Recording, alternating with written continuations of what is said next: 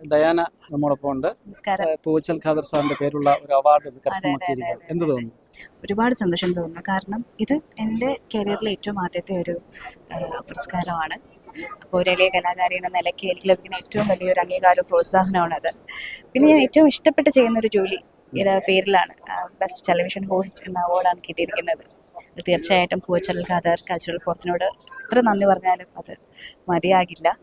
പിന്നെ തീർച്ചയായിട്ടും ഇതൊരു പ്രസ്റ്റീജിയസ് അവാർഡാണ്. കാരണം പൂവച്ചൽ ഖാദർ എന്ന് പറയുന്ന അതിൻ്റെ പ്രതിഭ നമുക്ക് എത്ര കാലം കഴിഞ്ഞു പോയാലും ഏറ്റവും മനോഹരമായ ഗാനങ്ങൾക്ക് വരികൾ എഴുതി മലയാളികൾക്ക് അത്രയും വലിയൊരു വിലമതിക്കാനാകാത്ത ഗാനങ്ങളിലൂടെ സമ്മാനങ്ങൾ നൽകിപ്പോയൊരു പ്രതിഭയാണ്. അപ്പോൾ അദ്ദേഹത്തിൻ്റെ പേരിൽ ഈ ഒരു അവാർഡ് എന്ന് പറയുന്നത് ഏറ്റവും മഹത്തരമായ ഒരു അവാർഡായിട്ട് ഞാൻ കണക്കാക്കുന്നു.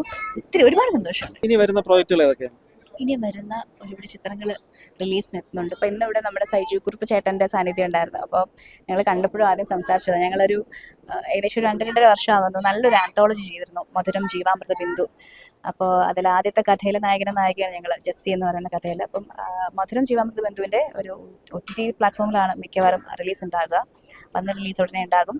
പിന്നെ ടർക്കിഷ് തർക്കം എന്നൊരു മൂവി, നല്ല മൂവിയാണ്. സണ്ണി വെയിനും ലുക്മാനും ഒക്കെ വരുന്ന, ഹരിശ്രീ ചേട്ടനൊക്കെ എത്തുന്നൊരു ചിത്രം. പിന്നെ അതിനുശേഷം അപ്പാനി ശരത്ത് നായകനായി ഞാൻ നായികയായിട്ട് എത്തുന്ന ചിത്രമുണ്ട്, പോയിന്റ് റേഞ്ച്.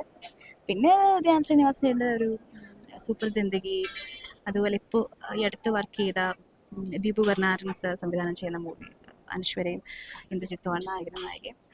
പിന്നെ ഇപ്പോൾ റീസെൻ്റായിട്ട് വർക്ക് ചെയ്തത് പാലക്കാട് മദർമീരി എന്നൊരു മൂവി, കോട്ടയത്ത് ഒരു പൂക്കുന്നൊരു മൂവി, ദെൻ കണ്ണൂർ ഒരു വടക്കൻ പ്രണയപർവ്വം എന്നൊരു മൂവി, ദെൻ മനോരമ മാക്സിമം വേണ്ടി ഒരു വെബ് സീരീസ് ചെയ്യുന്നുണ്ട്. ഇപ്പോൾ അടുത്ത് വർക്ക് ചെയ്യാൻ പോകുന്നത് ധ്യാൻ ശ്രീനിവാസൻ ചേട്ടൻ്റെ ഒരു മൂവിയാണ്.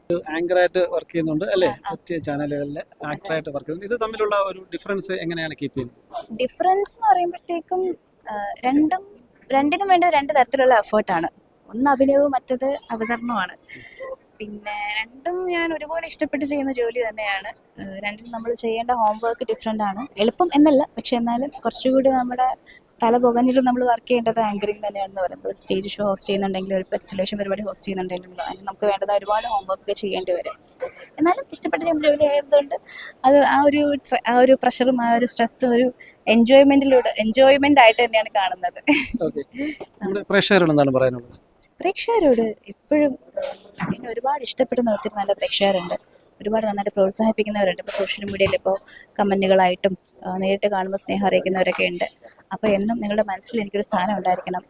എന്നും എന്നിലെ കലാകാരൻ നിങ്ങൾ നല്ല രീതിയിൽ പ്രോത്സാഹിപ്പിക്കണം, വിമർശിക്കണം, എപ്പോഴും പിന്തുണ. ഏതൊരു കലാകാരനും വേണ്ടത് ഇതുപോലുള്ള അംഗീകാരങ്ങൾ പ്രേക്ഷകരുടെ ഭാഗത്തു നിന്നുള്ള പിന്തുണയും സ്നേഹം തന്നെയാണ്. അതെപ്പോഴും ഉണ്ടായിരിക്കണം എന്നൊരു വലിയ റിക്വസ്റ്റ് ഉണ്ട് എല്ലാവരോടും.